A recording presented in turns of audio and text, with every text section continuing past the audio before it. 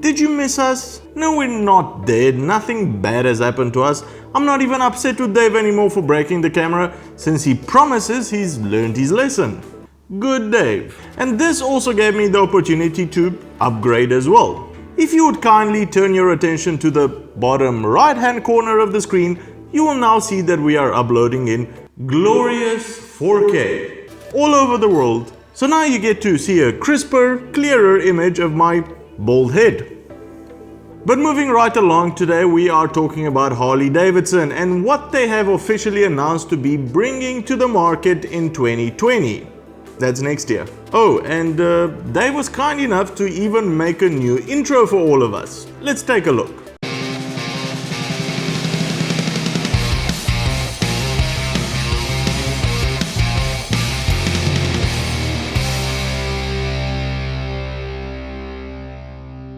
I like it. Good intro. Well done, Dave. Extra rations for you tonight. So this week Harley announced their lineup for 2020 and there are a few surprises. Let's get into it. Talking Softail, the first new bike is the Lowrider S. Not a completely new bike, this is an upgrade to the existing Lowrider, which will remain on sale alongside the Lowrider S. The new S version gets a larger engine, motor, sitting at 114 cubic inches compared to the standard 107 cubic inches. Let's be serious here, this is a Harley video, so mostly Americans will be interested in it, so let's talk American. The Lowrider S also comes with a 1-inch diameter motocross style handlebar with a 4-inch riser, which Harley says creates an aggressive and active riding position. Other changes include a mini fairing surrounding the headlight, a high back solo seat, black engine finishes, and 43mm inverted forks. The new Lowrider gets even lower at 26.5 inches compared to the standard 27.2 inches, and to make sure you don't forget it's a Harley, the weight has also gone up to 650 pounds. That's when it's dry. That was mean, Dave. Just mean, very mean. Pricing has also gone up to $18,000 from almost $15,000 of the older model. Next up, the Road Glide Ultra gets replaced with the new 2020 Road Glide Limited, and you really need to be pixel peeping here to notice the differences between the two. Apart from a new wheel design, a lower seat and some color changes, the around $1,000 decrease in price is the most interesting change for 2020. Next up we have the Heritage Classic, which Harley claims has been restyled from the previous model. Now, if you consider adding some bits of chrome to the bike restyling, then they have been successful at it. However, if you are not fond of those extra bits of chrome, you can of course order the unrestyled version of the bike, which will of course cost you $1,500 more. Next up is the Harley CVO Range. Now, CVO stands for Custom Vehicle Operations, and these are the bikes that receive the most amount of attention from Harley.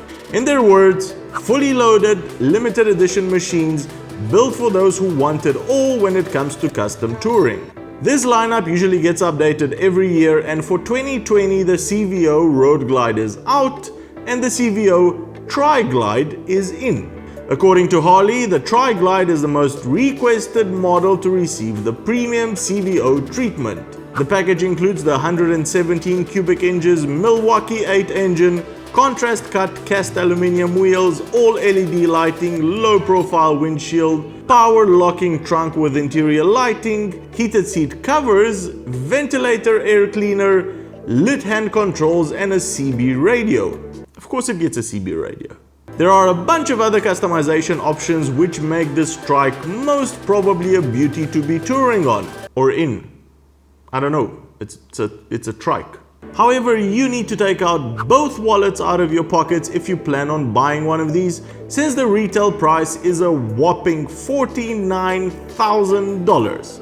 Touring in luxury. Now, on the electric side, Harley has the Livewire sort of out for sale already at a price tag of around $30,000. They surely don't expect to sell a lot of these, maybe a couple of hundred, but will more than likely use it to make their mark into the inevitable electric world, and there are definitely a bunch of other cheaper electric bikes in the works by Harley. The surprise, however, came when the fabled Harley adventure bike, the Pan America, didn't make the list. The first bike in a long time, apart from the Livewire, to get Harley out of their comfort zone, the Pan America is eagerly awaited by everyone, and just because it didn't make this lineup list doesn't mean that we won't see it in the flesh for 2020. There was also no mention of the anticipated water-cooled engine range, and we know that the Pan America and at least the new Street Fighter will be getting the new engine treatment. So what's your opinion on Harley's new lineup for 2020? Have they done enough to attract newer, younger riders? Will you be getting a trike or a Livewire? Let us know in the comments. Well, that's the show, everybody. Give it a big thumbs up if you've enjoyed it. And if you think you've learned something new, consider subscribing or becoming a patron to help us make more of these shows. Cheers, and I'll see you on the next one.